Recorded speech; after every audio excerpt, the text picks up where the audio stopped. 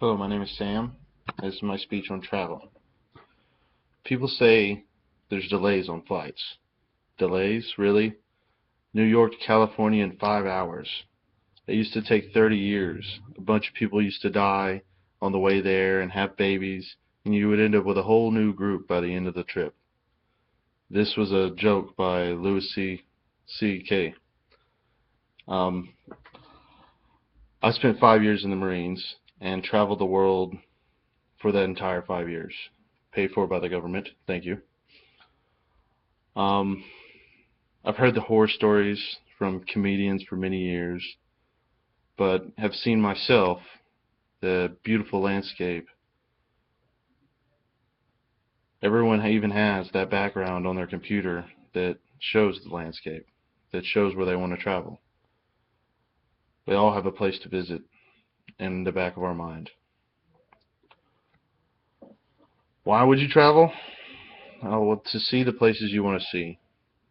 After returning from their trip, those who travel tend to show an increase in openness and experience and agreeability, which reflects the needs to get along with other people, and emotional stability related to those who have not traveled. This was Markman A.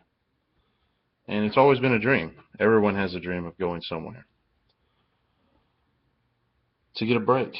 You want to get a break from work, stress is unhealthy, uh, just to get a break from life. So that would be another reason to travel. And you can learn different cultures.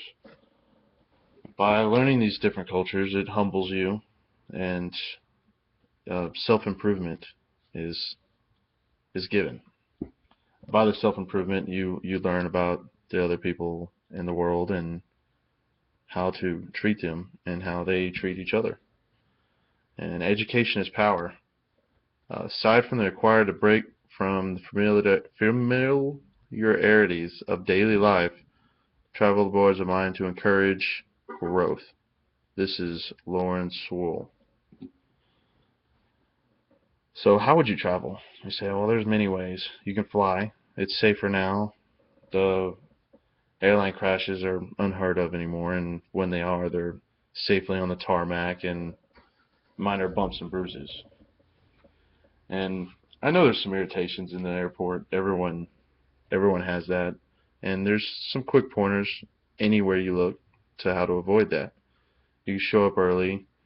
You roll bags to avoid carrying something, so you're not rolling stuff for 2 miles or carrying stuff for 2 miles down the airport. And try using smaller airports to check in. Mind you, it'll give you a delay time, but the check-in process is a lot easier. While you're on those layovers, you have your electronics, books, bars. The airport is a small city. There's plenty to do. You can always drive somewhere. Um, you could go short distances, just something that's a little different. Say, like West Texas here. You go 100 miles in one direction and you're in the desert. You go 100 miles in the other direction and you're in the forest. And that's a 3-hour trip. Tourist attractions, even local tourist attractions, is something that no one looks at. How many people live in New York that's never seen the Statue of Liberty?